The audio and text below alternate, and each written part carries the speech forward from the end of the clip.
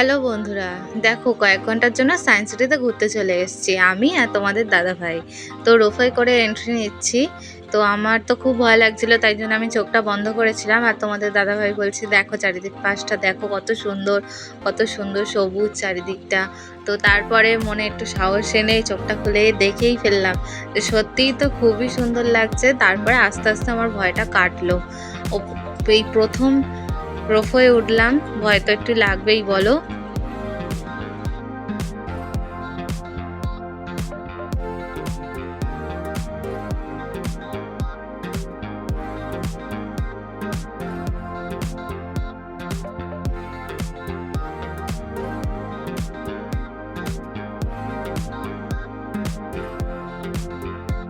চলতে চলতে মাঝে মধ্যে দাঁড়িয়ে পড়ছিল। আমার তো খুব ভয় লাগছিল যে যদি এখানে এরকম দাঁড়িয়েই থাকে না যায় তখন কি হবে।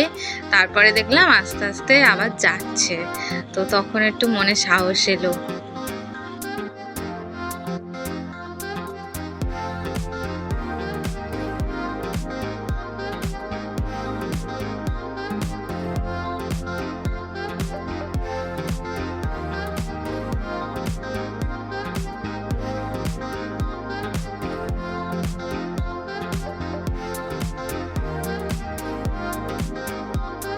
ওপর থেকে তোলা এই সবুজ দৃশ্য কি সুন্দর না? আমার তো খুব ভালো লাগছে এই ছবিটা দেখতে। তারপরে নেবে এই ফুলের জায়গাটায় দুজনে একটু ছবি তুলে নিলাম। তারপরে আমরা একটা শো দেখতে গেছিলাম। তো সেখানে আদিম মানুষের সমস্ত কিছু দেখানো হচ্ছিল, দেখো তোমরা।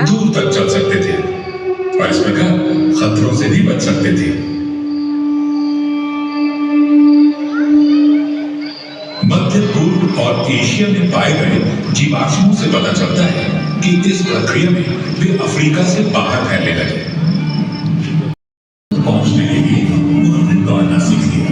शरीर को ठंडा रखने के लिए उन्हें पसीने आने लगे, क्योंकि उनमें अन्य जानवरों की तुलना में ज्यादा ग्रंथियां थी।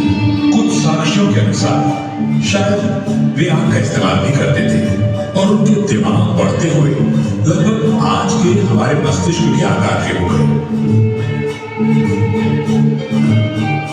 लगभग 7 लाख साल पहले अफ्रीका में एक नया समूह विकसित हुआ जिसे हम होमो हाइडेलबर्गेंसिस या हाइडेलबर्ग मैन कहते हैं। उनके शरीर अधिक बड़े और मांसपेशी वाले थे, ताकि होमो सपियंस कहते हैं। कुछ समय तक ये विभिन्न प्रजातियां साथ साथ रहीं। हमारे पास साक्ष्य है कि वे संकरित थे और विचारों का आदान प्रदान करते थे, जैसे गहने बनाने और इन्हें पहनने के तरीकों के बारे में। उन्होंने पोशाक के लिए जानवर की खाल का इस्तेमाल किया होगा। फिर नियंडरथॉल लुप्त होने लगे, शायद इसलिए क्योंकि उनके मांसपेशियों वाले शरीरों को এখানে সব শিক্ষামূলক জিনিসপত্র রয়েছে, সায়েন্সের সব জিনিস। তো চারপাশটা আমরা একটু ঘুরে দেখছিলাম, তারপরে বাড়ি আসার জন্য রওনা দিলাম। চলো টাটা।